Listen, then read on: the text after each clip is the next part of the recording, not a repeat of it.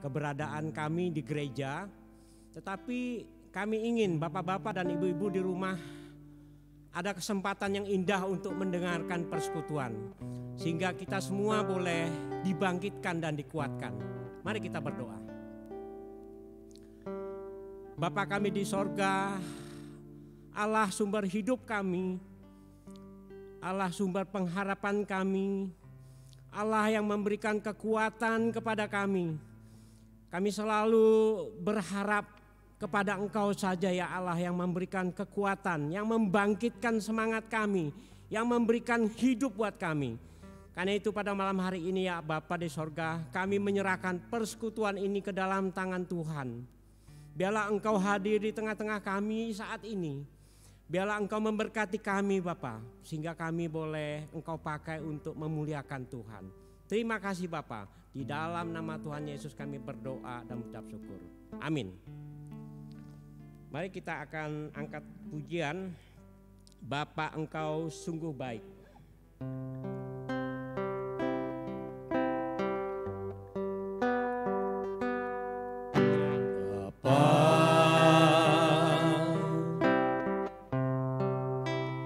Engkau sungguh baik, kasih-Mu melimpah di hidupku.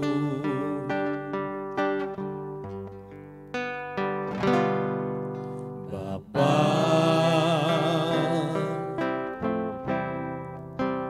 ku berterima kasih, berkat-Mu hari ini yang Kau sediakan bagiku. Ku naikkan syukurku buat hari yang Kau beri. Tak habis-habisnya kasih dan rahmat-Mu, selalu baru dan tak pernah terlambat. Pertolongan-Mu besar, setia-Mu di sepanjang hidupku.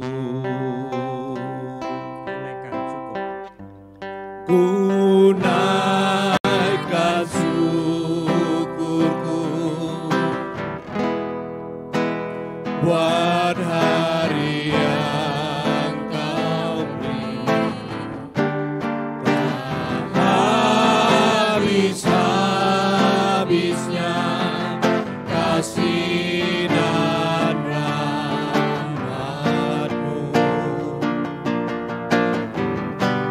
selalu baru dan tak pernah terlambat. Pertolongan-Mu besar, setia-Mu di sepanjang hidup. Besar setia-Mu, besar setia-Mu,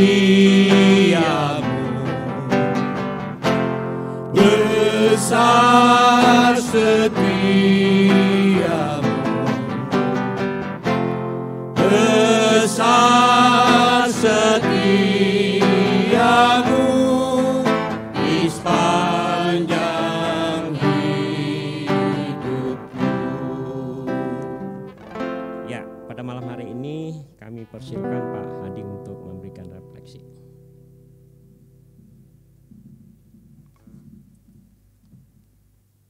Shalom, Bapak-bapak, Ibu-ibu, sahabat-sahabat Yosua dan Hana yang terkasih, yang dimuliakan Tuhan. Kita bersyukur tuh malam hari ini boleh beribadah bersama. Saya akan menyampaikan satu refleksi, kiranya boleh menjadi berkat bagi kita semua. Terinspirasi dari beberapa kejadian yang belakangan ini sedang hangat-hangatnya, yang sedang kita ingat. Saya begitu prihatin ya. Pertama dengan kasus yang terjadi di Bali, di pantai Bali, terjadi atas keluarga anak-anak Tuhan ya, yang Tuhan izinkan rencananya mereka berekreasi ke Bali, di pantai Bali. Tapi Tuhan izinkan kedua anak di dalam keluarga ini, yaitu seorang gadis berumur 20 tahun dan adiknya berumur 15 tahun harus meninggal terseret oleh arus di pantai Bali itu. Melihat kejadian itu, video yang ditayangkan, bagaimana pertolongan diberikan, dilakukan, dan sang ibu yang harus jatuh pingsan di dalam kondisi tersebut. Yang kedua, baru saja terjadi, kita tahu ledakan yang begitu dahsyat di Beirut, Lebanon, yang kabar terakhir saya dengar itu korban yang meninggal sudah 135 orang dan juga 5.000 orang yang terluka, belum lagi bangunannya, dan masih banyak yang hilang. Luar biasa kejadian. Terus sekarang kita berdoa untuk Lebanon, pray for Lebanon. Yang terakhir, tadi malam ada keluarga jemaat yang sedang berolahraga di lapangan bulu tangkis, tapi juga Tuhan izinkan meninggal di lapangan. Melalui kejadian itu saya ingin membacakan satu refleksi, kiranya kita diingatkan dan diberkati. Judulnya, If I Only Had Time, jika saya punya waktu. Setiap kali pulang dari rumah duka, kita selalu diajak untuk merenung lebih dalam tentang kehidupan. Dalam 2 bulan terakhir, saya kehilangan 2 teman yang meninggal dunia karena penyakit kanker. Yang satu berusia 49 tahun, yang lainnya baru berusia 30 tahun. 3 bulan sebelumnya keduanya masih tampak sehat walafiat dan masih olahraga dan minum kopi bersama. Tiba-tiba mereka merasa kurang sehat, lalu divonis dokter menderita kanker stadium 4. Jarak saat vonis dijatuhkan hingga ajal datang menjemput, waktunya tidak sampai 2 bulan. Di rumah duka kita pasti akan disadarkan bahwa dunia ini adalah sebuah terminal di mana kita semua sedang duduk, kita semua sedang menunggu giliran. Ketika nama kita dipanggil, kita mau tidak mau, suka tidak suka, siap tidak siap, harus berangkat. Kanker, serangan jantung, atau penyakit lainnya, termasuk juga kecelakaan atau bencana alam, hanyalah sebuah jalan atau sarana. Lucunya kita semua tahu tentang kebenaran ini, tapi kita tidak pernah sungguh-sungguh menyadarinya. Kita kadang-kadang menganggap akan hidup lama di dunia ini, atau juga seperti kata seorang sahabat saya, kita berpikir kematian itu hanya milik orang lain. Di tengah waktu yang berlari dengan sangat cepat, kehidupan kita, Anda dan saya, sedang melaju dengan pasti menuju titik akhir. Kita bahkan tidak tahu sama sekali titik akhir itu ada di mana. Mungkin ia berjarak 30 tahun, 20 tahun, 10 tahun, atau jangan-jangan hanya hitungan hari. Siapa yang bisa tahu? Tidak ada satu manusia pun yang bisa mengandalkan kesehatan, kekuatan, dan kekayaannya untuk menangguhkan kematiannya. Saya tidak tahu Anda berusia berapa, tapi jika saat ini ada yang berusia 20-an tahun dan Anda tengah mengagungkan kemudahan Anda, percayalah Anda sedang ada di dalam mimpi. Saat Anda tersadar tentang fananya dunia kehidupan ini, Anda akan melihat rambut Anda mulai menipis, memutih, dan pasti menua di dalam proses kehidupan. 30 tahun lalu saya adalah seorang anak muda yang energik, penuh cita-cita, hampir tidak pernah berpikir tentang kematian. Lalu semuanya berlalu dengan sangat amat cepat. Dulu orang-orang memanggil saya dengan sebutan nama, lalu berubah menjadi Mas, Ko, dan kemudian berubah menjadi Om. Tak lama lagi orang-orang mungkin akan memanggil saya dengan sebutan kakek atau opa. Saya punya seorang teman yang kini berusia 50 tahun lebih. Beberapa tahun lalu ia terperangah karena tiba-tiba orang-orang mulai menyebut dia sebagai Om. Ia tidak bisa menerima kenyataan ini. Tiap kali orang-orang memanggil dia Om, entah itu pelayan restoran atau penjaga toko, ia marah besar. Ia belum bisa menerima kenyataan. Ya, kenyataan yang tidak bisa dibantah adalah kita semua.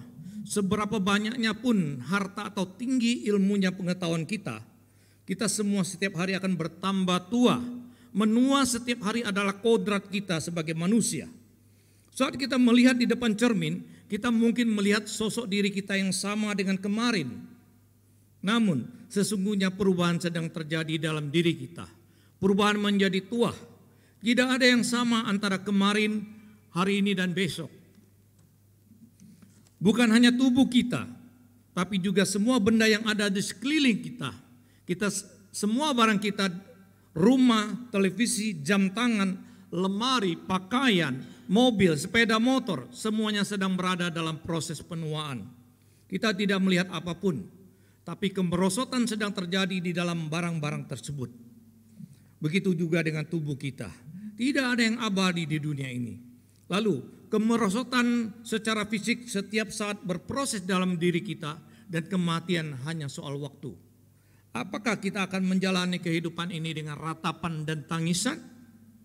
Kita memang tidak bisa melawan proses penuaan tubuh kita, namun kita bisa melawan kemerosotan dari sesuatu yang justru menghidupi tubuh kita, yakni batin atau roh kita. Jika tubuh kita berubah menjadi tua dan lemah setiap hari, mengapa kita tidak mengubah batin dan roh kita menjadi lebih baik dan lebih baik setiap hari? Tidak ada yang tetap sama dalam kehidupan ini. Begitu juga dengan pola pikir dan paradigma kita. Sementara tubuh kita mengalami kemerosotan. Kita memperbaharui cara berpikir hati kita dari hari ke hari. Memahami sungguh-sungguh bahwa kehidupan ini hanya sangat sementara. Dan karena itu waktu yang tersisa amatlah bernilai. Akan membuat kita benar-benar menghargai kehidupan ini. Tidak ada yang lebih baik dalam kehidupan ini selain setiap hari terus belajar untuk mengisi kehidupan ini dengan hal-hal yang baik. Mencintai dengan lebih baik, mengerti orang lain dengan lebih baik dan berpikir yang bijaksana. Mengampuni dengan lebih baik, membantu orang lain dengan lebih baik. Dan dengan itulah kematian akan menganugerahkan kehidupan yang jauh lebih baik buat kita. Hidup adalah persiapan untuk kekekalan. So much to do if I only had time. Tuhan Yesus memberkati.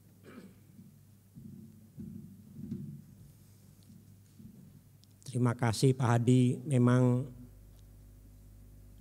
refleksi yang selalu memberikan semangat, kekuatan. Tapi saya merasa tertegur juga. Berarti kita harus selalu siap. Memang dikatakan firman Tuhan, siap siagalah. Kapan Tuhan datang, kapan terjadi musibah, itu kita tidak tahu. Tetapi sekali lagi Tuhan mengingatkan, marilah kita selalu dekat dengan Tuhan. Saya hampir setiap hari selalu merenungkan apa sebenarnya arti hidup ini. Kalau kita condong setelah bangun pagi ingin selalu yang enak, selalu ingin melakukan hal-hal kedagingan. Tetapi roh Tuhan selalu mengingatkan kita selalu dekat dan setialah kepada Dia. Karena hari itu kita tidak tahu apa yang akan terjadi dalam hidup kita. Hanya Yesus jawaban hidupku. Dan kita tahu pada malam hari ini sebelum kita mendengarkan firman Tuhan dengan tema bangkitlah dari kekalahan. Ya, mudah-mudahan kita bisa bangkit dari kekalahan kita asal kita sungguh-sungguh bersandar kepada Tuhan. Mari kita angkat pujian hanya Yesus jawaban hidupku.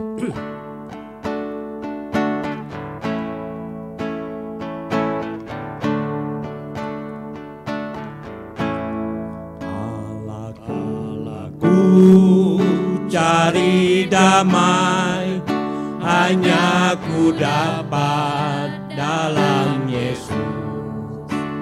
Kalau ku cari ketenangan, hanya ku temui di dalam Yesus.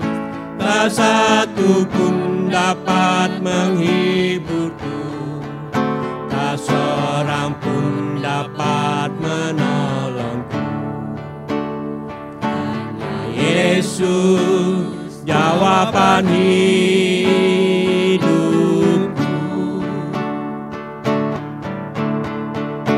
Bersama Dia hatiku damai, walau dalam lembah kegelapan. Bersama Dia hatiku tenang, walau hidup penuh tantangan. Tak satu pun dapat menghiburku, tak seorang pun dapat menolongku. Yesus jawaban hidupku. Bersama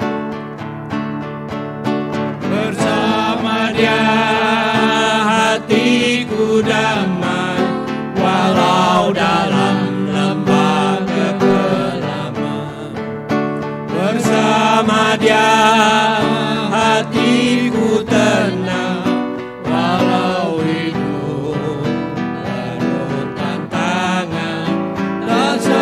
pun dapat menghiburku, tak seorang pun dapat menolongku.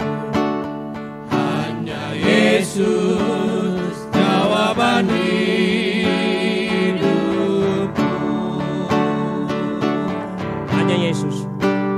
Hanya Yesus jawaban hidupku. Silakan hambanya.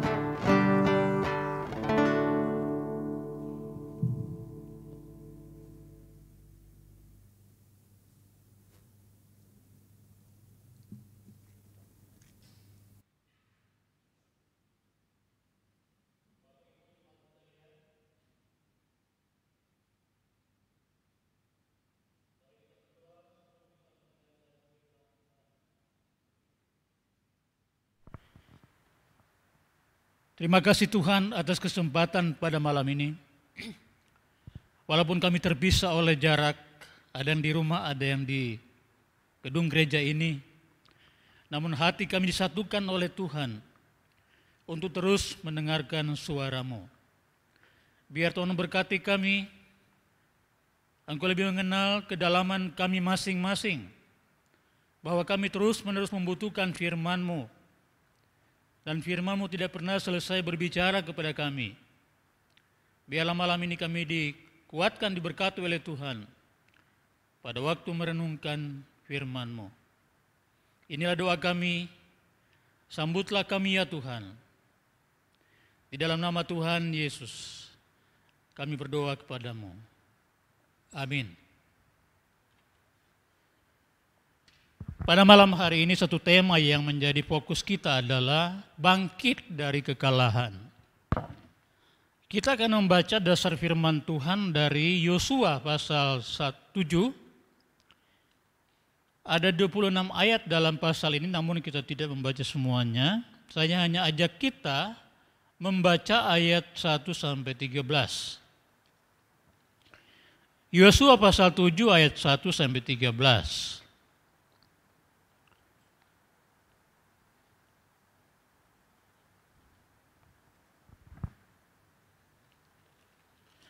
Saya membacakan dan Bapak Ibu sudah bisa mengikuti baik di rumah maupun di yang ada di gereja.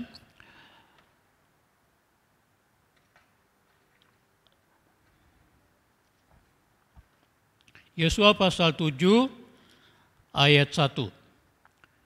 Tetapi orang Israel berubah setia dengan mengambil barang-barang yang dikhususkan itu, karena Akan bin Karmi bin Sabdi bin Sera dari suku Yehuda mengambil sesuatu dari barang yang dikhususkan itu.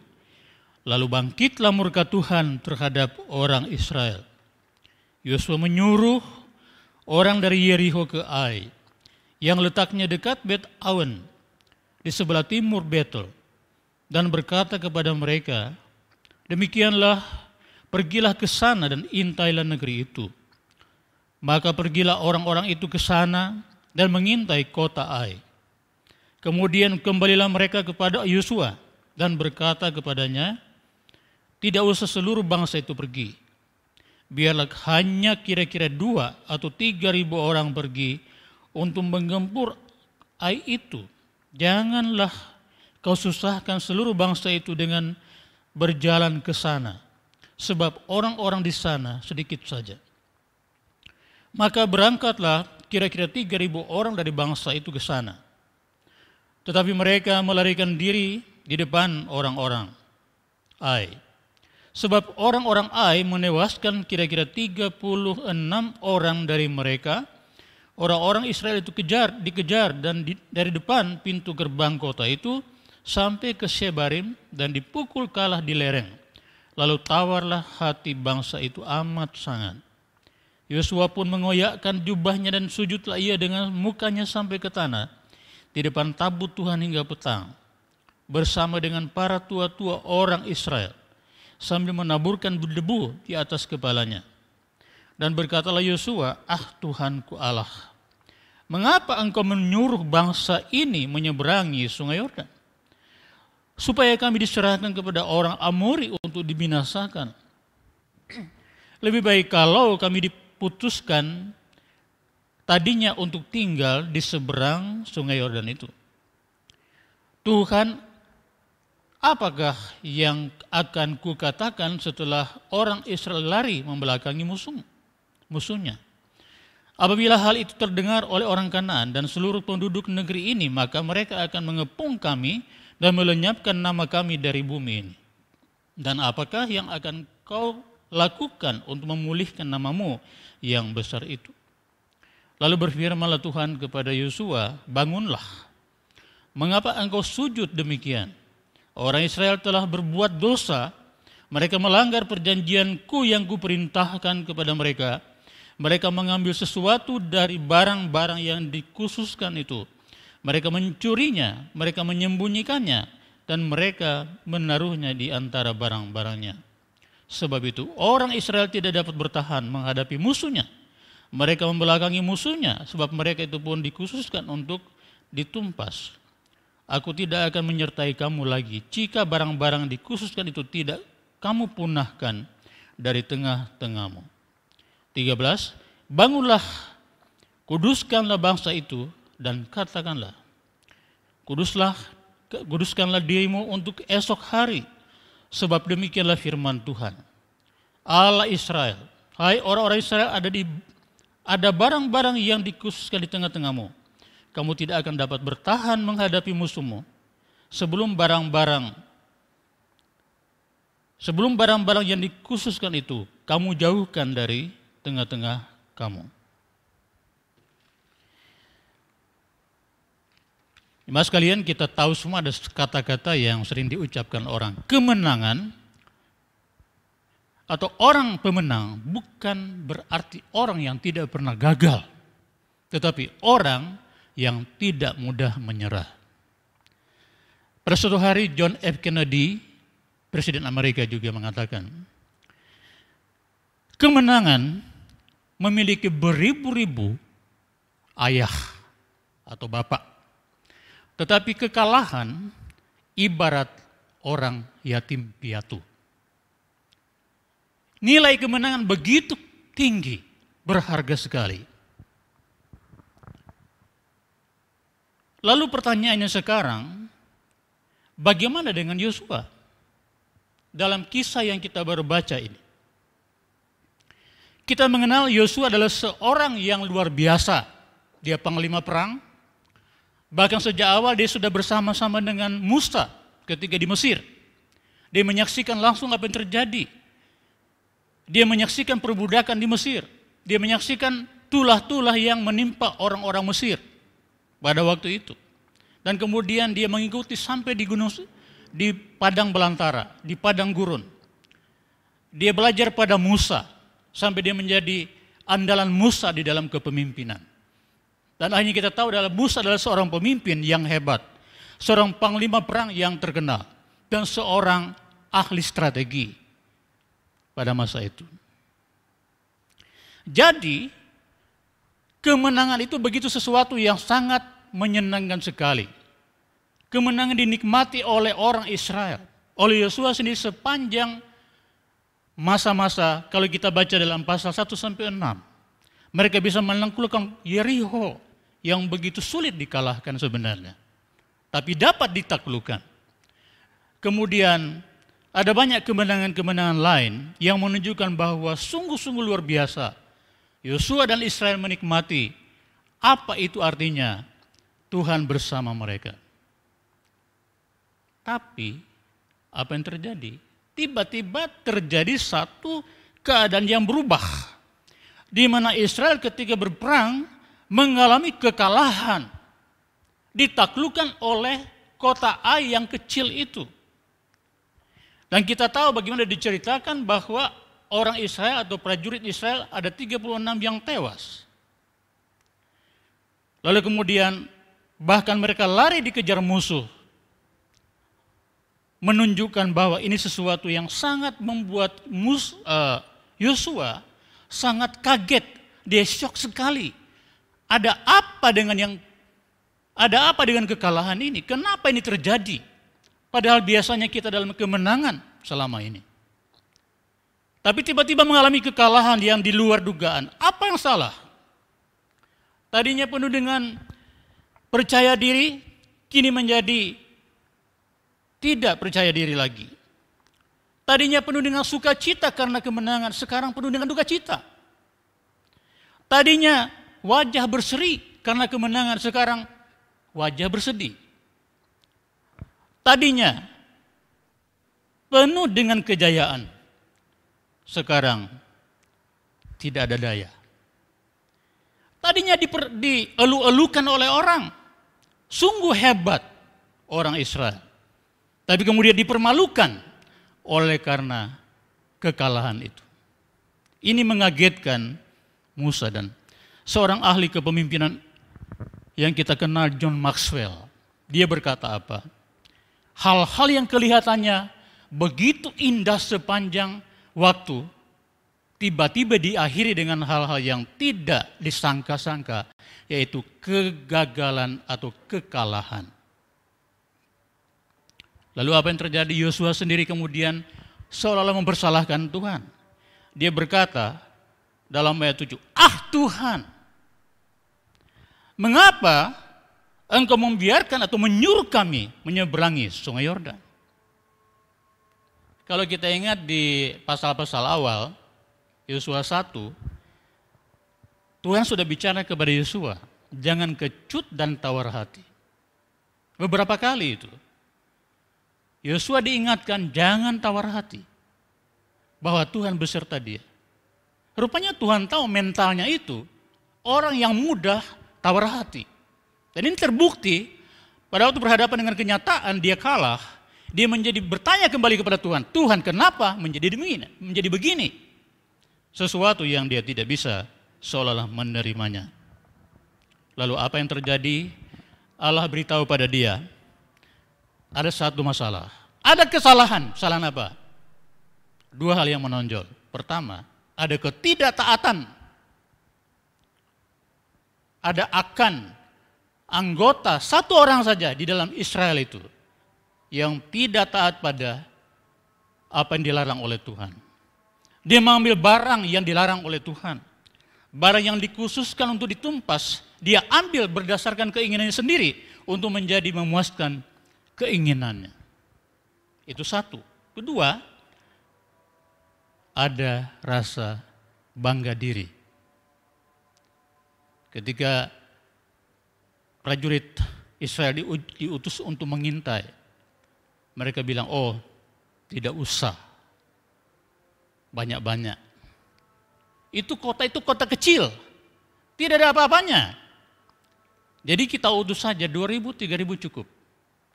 Ada rasa remeh, pandang remeh dengan musuh yaitu kota Ai.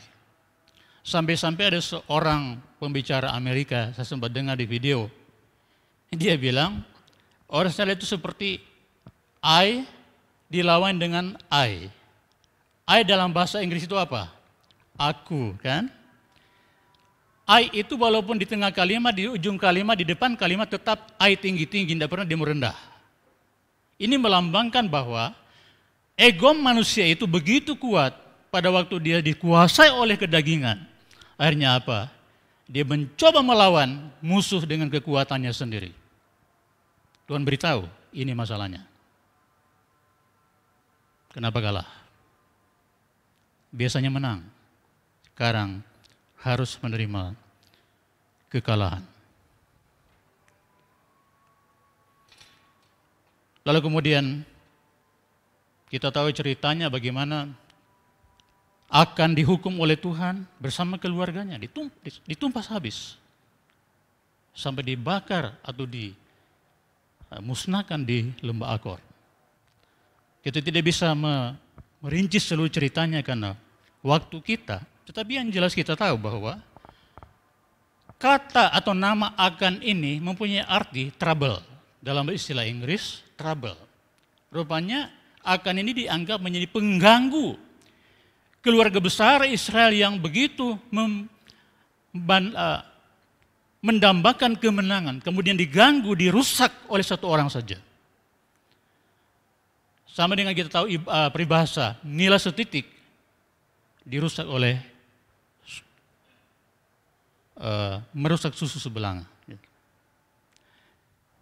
Lalu apa yang terjadi? Apakah masih ada harapan? Masih ada harapan kalau ini diselesaikan. Kalau dosa, keserakahan, dosa keinginan daging, dan pandang remeh itu dituntaskan. Masih ada harapan. Dan Tuhan menyuruh kepada Yosua, bangkit. Bangkit, kuduskanlah dirimu. Artinya apa? Sekarang bangkit, kembali kepada Tuhan. Masih ada harapan. Yang menjadi pertanyaan sekarang adalah, bagaimana bisa bangkit dari kekalahan? Saya ingin mengemukakan 3 hal penting yang merupakan rahasia daripada bisa bangkit dari kekalahan berdasarkan apa yang kita renungkan pada pembacaan ini. Saya ingin singkat itu dengan gas. Ada yang tahu gas? Gas itu kalau di sepeda motor itu maksudnya apa? Dipacu begitu ya. Nah, kalau dikatakan orang mau bangkit dari kekalahan, ada gas 3 hal. Yang pertama, gelorakanlah semangatmu. Gelorakan semangat. Tadinya Yosua sudah tawar hati. Dan Tuhan tahu apa yang sedang dia hadapi. Apa yang sedang dia rasakan. Malu. Ya. Tawar hati, discourage, orang Inggris bilang. Menjadi kecewa. Menjadi, bahkan dikatakan bisa putus asa. Karena kekalahan itu. Tetapi Tuhan mau katakan sekarang adalah, gelorakan kembali semangatmu. Be spiritful. Semangat lagi, ya. Dan kita tahu bahwa ini perintah Tuhan bagi Yosua. Yang menunjukkan bahwa Yosua masih ada kesempatan untuk bangkit lagi daripada kekalahannya. Dalam Amsal 24 ayat 10 dikatakan bahwa, ada yang hafal ayat ini? Jika engkau tawar hati pada masa kesesakan, kecilah kekuatanmu. Yosua tidak mau jika kekuatannya menjadi kecil hanya karena kekalahan itu. Dia harus bangkit. Seperti perkataan daripada Petrus kepada orang lumpuh di dalam Kisah Rasul, bangkitlah dan berjalanlah. Dan orang itu berjalan dari kelumpuhannya. Dan kemudian Yosua juga diingatkan untuk bangun. Tuhan masih beri dia kesempatan untuk menang. Saya teringat pelari maraton Jepang seorang wanita yang di tengah lari maraton itu, estafet itu, dia mengalami cedera di tengah pertandingan itu. Akhirnya dia harus patah kaki. Dia mengalami kaki yang patah. Lalu kemudian dia harus merangkak, berjuang untuk sampai mengoperkan tongkat estafet kepada temannya. Dia merangkak sepanjang tidak tahu itu berapa puluh meter. Kalau dia berhenti, gagal sudah semua perlombaan dari timnya. Tetapi dia berupaya. Ini menunjukkan suatu semangat yang luar biasa. Seorang teolog berkata, nothing is so contagious as discouragement. Tidak ada sesuatu yang lebih cepat menular atau berjangkit seperti tawar hati. Artinya, tawar hati ini mudah sekali menular pada orang lain. Yosua menunjukkan sikap yang berbeda. Dia mau bersemangat kembali di dalam Tuhan. Ada yang ingat Roma 12 ayat 11. Paulus berkata, janganlah hendaknya kamu kendor, kerajaanmu kendor, tetapi biarlah rohmu menyala-nyala. Artinya biarlah semangatmu menyala-nyala dan layanilah Tuhan. Kita pernah menonton video dari Nick Vujicic, seorang yang tanpa kaki, tanpa tangan.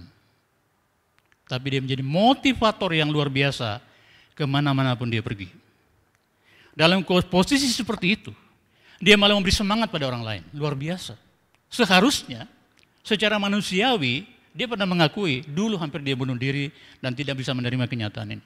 Tapi kemudian dia dikuatkan. Ketika dia menjadi anak Tuhan, lalu dia kemudian berubah dan bersemangat hidupnya. Akhirnya menjadi motivator, menjadi pendorong bagi banyak orang untuk bangkit dari kehidupan yang penuh dengan kesukaran. Dia saja begitu, masih bisa semangat, apalagi yang punya tubuh normal, apalagi yang punya kaki tangan sempurna, masih bisa berbuat lebih banyak. Abraham Lincoln pernah kita ingat, ada yang tahu, saya singkat saja dikatakan bahwa presiden ini, sebelum menjadi presiden, 8 kali dia gagal dalam pemilu. 2 kali gagal dalam bisnis. Dan selain itu ketika dia bertunangan mau menikah, tiba-tiba 4 bulan sebelumnya calon istrinya meninggal. Banyak pengalaman yang pahit sementara dia berjuang. Tapi akhirnya dia menjadi seorang presiden yang luar biasa. Bahkan dia presiden dianggap top di antara presiden lainnya. Katanya Martin Luther, dia pernah berkata, even if I knew that tomorrow the world would go to pieces, I would still plant my apple tree. Jadi ini menyangkut semangat hidup. Martin Luther pernah berkata, jikapun besok dunia akan terpecah-pecah, aku akan tetap menanam pohon apel. Artinya masih ada harapan. Bagi orang bersemangat, selalu ada harapan. Sekarang ini kita tidak tahu ya, Bapak Ibu mungkin sedang mengalami, saya tidak melihat langsung, usaha lagi lesu, toko sepi, mau cari uang kemana, pokoknya bisa membuat tawar hati, menjadi putus asa, dan akhirnya mempengaruhi kesehatan. Apalagi masa-masa pandemi begini, gampang sekali kena, terpapar. Sudah terpapar lagi, tambah parah. Tapi bersyukur kalau sampai hari ini, Bapak Ibu semua kita dalam keadaan baik, dilindungi oleh Tuhan. Tetap ada semangat dalam hidup ini. Bahkan kita melayani Tuhan, memberitakan Injil selagi masih ada kesempatan. John MacArthur di Amerika diwawancara oleh penyiar radio, Pak, dalam kondisi begini bikin apa? Bapak sendiri seorang pembicara besar, tidak bisa apa-apa. Dia bilang enggak, kita terus berdoa. Yang kita bisa lakukan sekarang adalah terus memberitakan kasih Kristus pada orang lain. Banyak orang sedang menantikan Kristus sekarang ini. Justru di masa-masa sukar seperti ini banyak orang bertanya-tanya sebetulnya di mana arti daripada hidup. Minggu lalu kami baru ada semacam kegiatan untuk latihan pemuritan, penginjilan tetapi dengan menggunakan digital.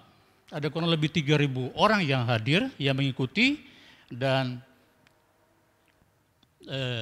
di situ mereka belajar mengenai bagaimana bikin fanpage, ya, lalu kemudian digital outreach, lalu memakai juga Google Classroom dan sebagainya untuk melatih bagaimana memimpin orang lain dalam jarak jauh.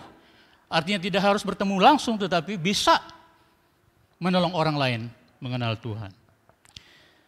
Artinya bahwa justru di saat-saat sulit kita punya semangat untuk memberitakan kasih Kristus pada orang lain pada masa-masa seperti ini.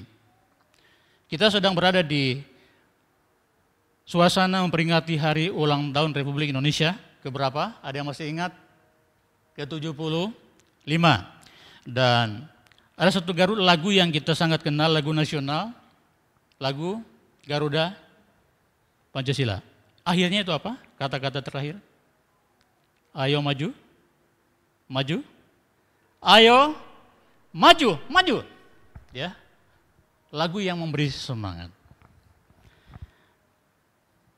Jadi, saudara sekalian, kita melihat bahwa semangat sangat penting. Karena itu yang pertama saya ingin katakan, gelorakan semangatmu agar supaya bisa bangkit daripada kekalahan ini. Bukan cuma itu, yang kedua adalah andalkan Tuhanmu.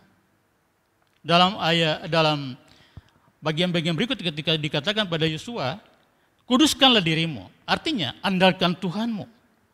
Kalau engkau kalah karena ada dosa, akui itu.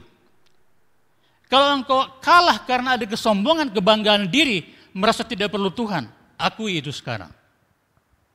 Tidak usah disembunyikan karena Tuhan tahu kedalaman daripada hati setiap orang. Dan sadarlah bahwa ketika masuk di dalam Kanaan, Kanaan bukan menggambarkan suatu suasana surgawi, tetapi Kanaan dalam arti di sana ada peperangan rohani yang perlu dihadapi. Seorang menjelaskan bahwa Kanaan yang dimaksud adalah kehidupan Kristen kita. Setelah kita menjadi percaya dalam Kristus, kita beroleh keselamatan, kita masih harus berperang. Berperang berhadapan dengan musuh kita. Ada 3 musuh dalam Alkitab yang diajarkan pada kita, iblis, musuh, dan diri sendiri. Dan kita lihat Israel sempat terjebak kepada musuh yang sulit mengalahkan dirinya sendiri. Namun kita lihat bagaimana Tuhan ingin kita mengandalkan Tuhan. Harus berperang dan harus menang. Galatia 5:17 berkata, ada peperangan di antara keinginan roh dan keinginan daging. Kita hanya bisa menang kalau Roh Kudus yang mengendalikan, memenuhi hati kita.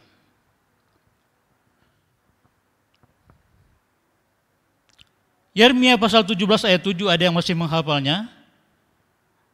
Dikatakan bahwa kita harus mengandalkan Dia. Orang yang mengandalkan Tuhan justru diberkati. Sebaliknya orang yang mengandalkan diri sendiri, dia akan dikutuki. Bahkan dikatakan dalam Keluaran 14 ayat 14 bahwa peperangan itu adalah peperangan Tuhan sendiri. Tuhanlah yang berperang melalui umatnya. Kita tahu bahwa umat Israel, orang Kristen memiliki Allah yang adalah omnipotent, omniscient dan omnipresent. Allah yang maha kuasa, maha hadir dan maha tahu. Allah yang hidup, yang sama dengan Allah yang disembah oleh Yosua dan semua orang-orang percaya segala abad. Pada waktu Daud berhadapan dengan Goliat, dia tidak ada rasa mengandalkan diri sendiri. Aku datang dalam nama Allah. Ini menunjukkan bahwa orang percaya itu mau mengandalkan Tuhan dalam seluruh peperangan rohaninya. Dalam keluarga kita perlu berhati-hati. Kadang-kadang ada suami yang berkata, enggak apa-apa. Itu mengancam keselamatan keluarga itu, keutuhan keluarga.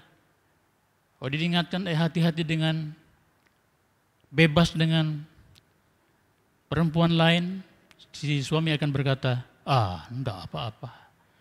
Justru tidak apa-apa ini menjadi apa-apa dalam kenyataan. Kadang-kadang mental ini sama terjadi dalam kehidupan Kristen. Begitupun kejujuran, kadang-kadang orang susah untuk jujur. Itu yang kedua. Sedangkan yang ketiga, yang terakhir adalah kalau kita berkata bahwa kita mau bangkit dari kekalahan, ketiga harus menyeberangi, seberangi masalahmu. Masih ingat yang pertama? Gelorakan semangatmu. Andalkan Tuhanmu. Ketiga, seberangi masalahmu. Artinya, masalah itu ada saja, tapi harus diatasi. Kenapa Tuhan menyuruh orang Israel harus menyeberang sungai Yordan? Baru bisa masuk ke Kanaan. Kalau kita lihat peta, orang Mesir itu harusnya bisa dia lurus saja di sebelah kiri Laut Mati. Kenapa dia daerah kanan lagi? Harus muter lagi. Sama dengan orang Israel keluar dari Mesir ketika mereka harus menuju ke Kanaan ini, mereka harus putar lagi ke peninsula di Sinai 40 tahun. Kenapa tidak lurus saja lewat jalur Gaza, tembus cepat?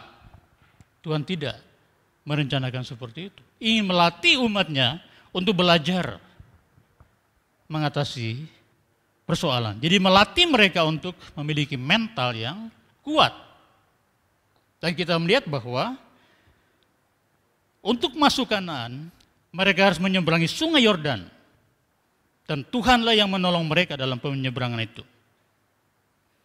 Dan tatkala mereka menginjakkan kaki mereka di sungai itu, dikatakan sebaklah air di sungai itu. Artinya, kalau taat, maka Tuhan akan bertindak, menunjukkan kuasanya. Kita lihat bahwa kehidupan Kristen kita bukan tanpa masalah. Ada enggak orang Kristen yang punya konsep, kenapa jadi Kristen kok lebih banyak masalah? Kenapa ikut Yesus malah banyak persoalan, banyak pergumulan? Kenapa sudah ikut Yesus dengan setia, kok usaha saya mengalami banyak tantangan dan sebagainya? Bagi orang yang punya konsep yang benar, dia tidak akan bertanya, mengapa ini menjadi begini? Mengapa dan mengapa? Tapi dia akan bertanya, ada apa atau apa maksud Tuhan dibalik daripada kenyataan ini? Jadi melihat sikap dengan sikap positif.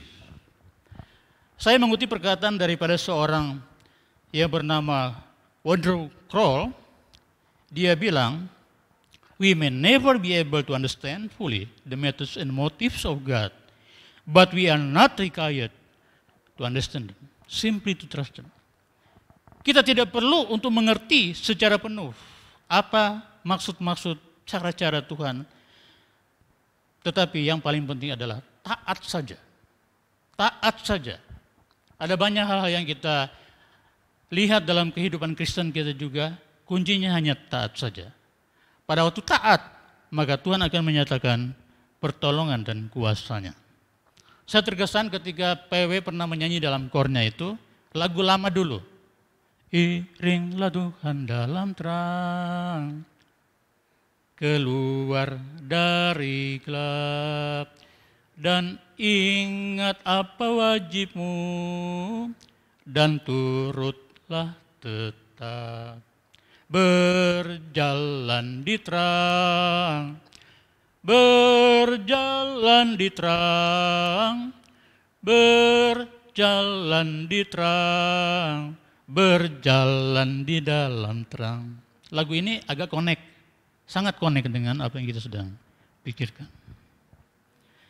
Taat saja, berjalan bersama Tuhan, pasti Tuhan menolong. Rasul Paulus mengatakan itu di dalam 1 Korintus 10:13. Tatkala kita dicobai, mengalami pencobaan, Tuhanlah yang memberi kita kemampuan, sehingga kita mampu menanggungnya.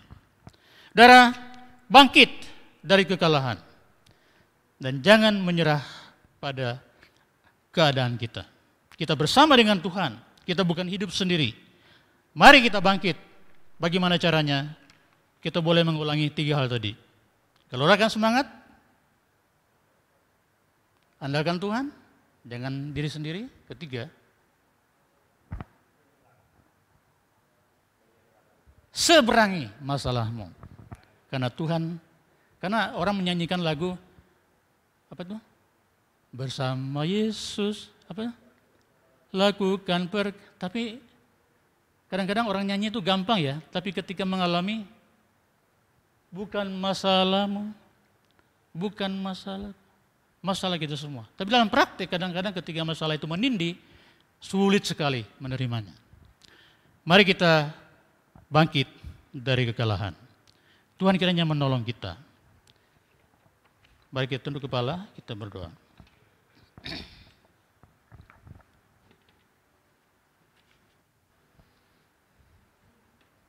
Bapa dalam surga, kami bersyukur jika malam ini kami diingatkan oleh Tuhan. Agar kami bangkit dari kekalahan. Dunia ini menawarkan sifat atau sikap untuk menyerah pada keadaan. Tetapi kami ingin belajar bahwa kami harus bangkit daripada kekalahan, bahkan kegagalan. Karena kami tahu bahwa kami bersama Tuhan. Biar kami menggelorakan semangat kami ini oleh kuasa Roh yang Kudus.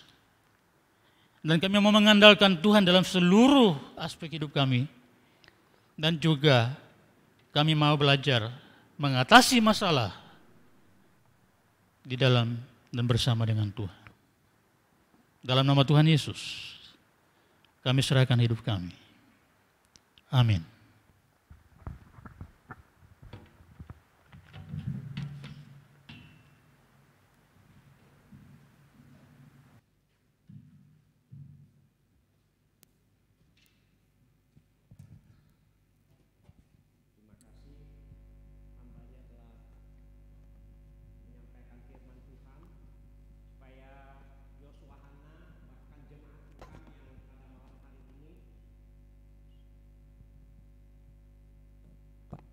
Pada malam hari ini bisa mendengar siaran langsung.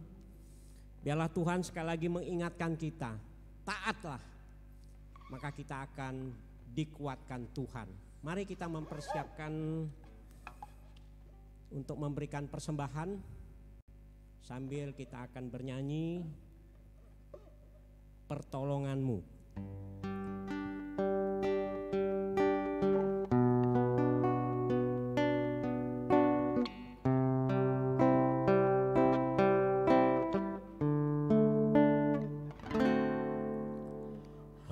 Hatiku tenang berada dekatmu, Kaulah jawaban hidupku.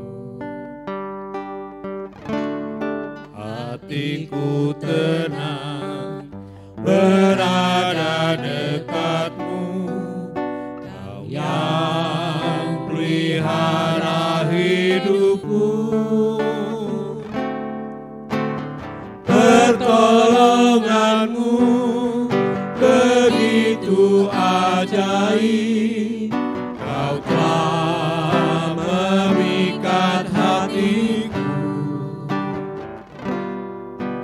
Di saat aku tak sanggup lagi, di situ tanganmu bekerja. Pertolonganmu begitu ajaib, Kau telah memikat hatiku.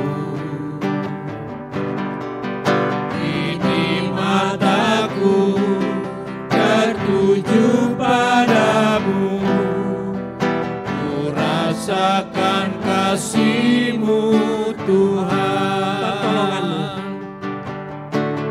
Pertolonganmu begitu ajaib, Kau telah memikat hatiku. Di saat aku tak sanggup lagi, di situ tangan-Mu bekerja. Pertolonganmu begitu ajaib, Kau telah memikat hatiku. Kini mataku tertuju padamu, ku rasakan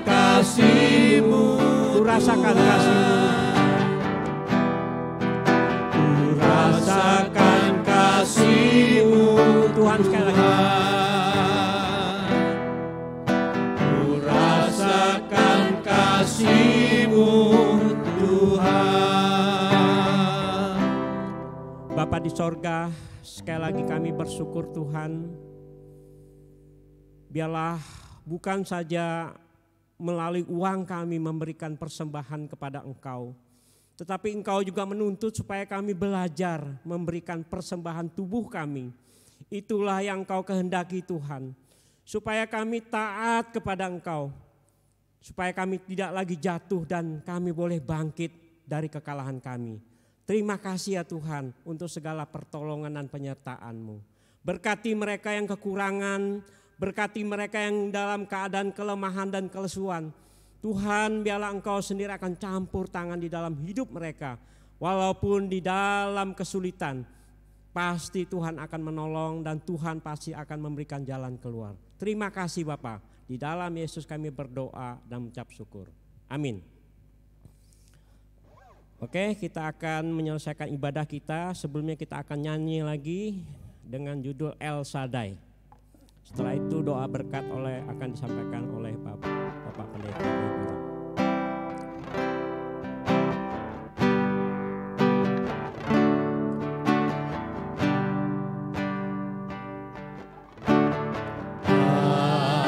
Tak usah ku takut,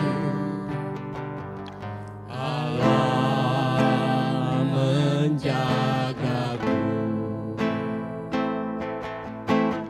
Tak usah ku bimbang, Yesus peliharaku.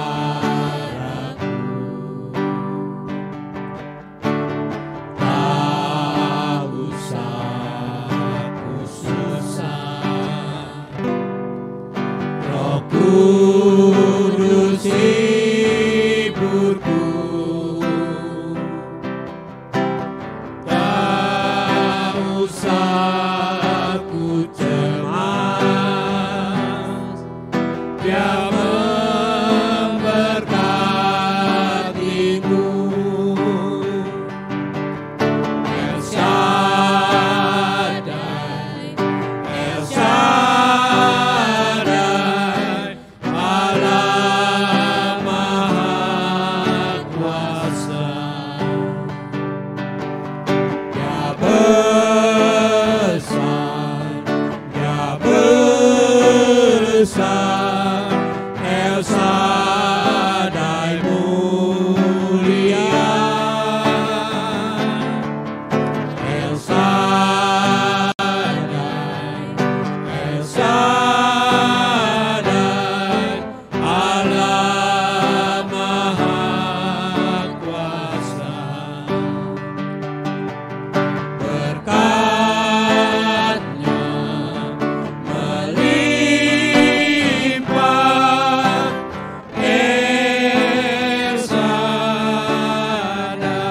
Mohon yang kita ulangin. El Shaddai, El Shaddai, Allah Maha Kuasa. Dia besar, Dia besar, El Shaddai mulia. El Shaddai, El Shaddai, Allah Maha Kuasa. Berkat-Nya melimpah, El Shaddai. Berkat-Nya melimpah. Berkat-Nya melimpah, El Shaddai.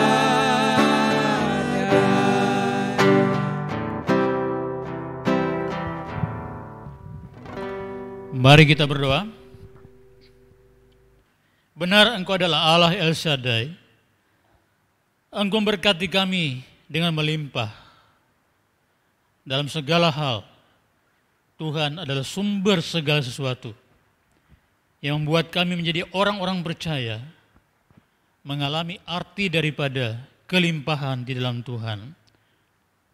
Bapa dalam sorga, malam hari ini, kami bersyukur bahwa Tuhan masih terus mengajar kami, agar kami tetap bangkit daripada segala kekalahan kami, kekalahan rohani kami, kekalahan mental kami, yang kadang-kadang dapat mengganggu kami, sehingga tidak berbuat apa-apa. Malam ini, biar kami sungguh dikuatkan kembali. Apapun yang menjadi persoalan, pergumulan, permasalahan yang kami hadapi, kami sedang menyerahkannya kepada Tuhan yang Maha Kuasa, Allah yang Maha Tahu, Allah yang lebih mengenal kedalaman kami, lebih daripada diri kami sendiri. Oleh karena itu biarlah kami dengan iman, percaya bahwa kami sedang menyerahkan hidup kami kepada Tuhan yang hidup, dan kami sungguh mau mengandalkan Tuhan dalam hidup kami. Tuhan terus memberkati persekutuan Yosua maupun persekutuan Hana. Dalam perjuangan iman, persekutuan ini terus bisa berlangsung sampai hari ini. Dalam rangka membangun pertumbuhan rohani setiap anggotanya. Tuhan tambahkan terus semangat untuk mencari Tuhan, bertumbuh di dalam iman, sanggup menghadapi segala tantangan. Tantangan dalam pelayanan, tantangan dalam persekutuan, tantangan dalam keluarga, tantangan dalam masyarakat, bahkan tantangan yang dihadapi dalam bernegara, berbangsa, bernegara. Tuhan kuatkan keluarga-keluarga ini yang tercakup di dalam keluarga persekutuan, baik Yosua maupun Hana. Ada banyak yang barangkali mengalami kesukaran hidup, yang mengalami kesulitan, ekonomi, kesehatan, dan pendidikan, dan sebagainya. Tapi Tuhan memberi mereka kekuatan, memberi semangat baru. Tiap-tiap hari, kami juga berdoa terus supaya persekutuan Yosua maupun Hana akan terus dipakai Tuhan ke depan. Sehingga menjadi berkat, bukan hanya di dalam, tetapi juga keluar. Membawa banyak orang boleh mengenal Kristus, dan mereka boleh diselamatkan. Kami terus berdoa ya Tuhan untuk pengurus, tambahkan pada mereka kekuatan, kesatuan hati, sehingga boleh melayani Tuhan bersama dengan motivasi yang benar. Saat ini kami juga berdoa ya Tuhan, bagi bangsa dan negara kami, yang sedang berhadapan dengan tantangan pandemi COVID-19 ini, yang belum berakhir. Tuhan kuatkan, beri kebijaksanaan bagi pemerintah kami, agar mereka dapat mengatur segala hal yang terbaik ke depan. Tuhan yang berkuasa meniadakan pandemi ini pada waktunya. Tuhan berkati segala upaya daripada pemerintah, semua orang yang sedang berjuang untuk mengatasi semua ini. Biar sungguh-sungguh ada hasilnya, di mana sungguh-sungguh Tuhan ada dan menyatakan pertolongan-Mu. Malam hari ini kami serahkan hidup kami selanjutnya ke dalam tangan Tuhan. Dalam hari-hari ke depan, kami belum tahu apa yang terjadi, tapi yang kami tahu adalah kami bersama Tuhan yang tidak pernah meninggalkan kami. Engkau berkati kami malam hari ini, besok dan seterusnya, sesuai dengan janji-Mu. Terima kasih Tuhan, kami ucap syukur untuk malam hari ini. Berkati juga segala persembahan kami, persembahan hidup kami, dan apapun yang kami berikan kepada Tuhan. Mas sekalian, mari kita berdiri di depan Tuhan dan kita mau menerima berkat-Nya. Kiranya damai sejahtera daripada Allah Bapa yang penuh kasih, sukacita daripada Tuhan Yesus Kristus yang tidak pernah habis-habisnya, pertolongan dan kuasa Roh Kudus yang terus menyertai kami, tidak pernah berhenti dalam keluarga kami, dalam pelayanan kami, dimanapun kami berada. Haleluya. Amin. Jemaat bisa duduk dan kemudian tak teduh. Tuhan berkati.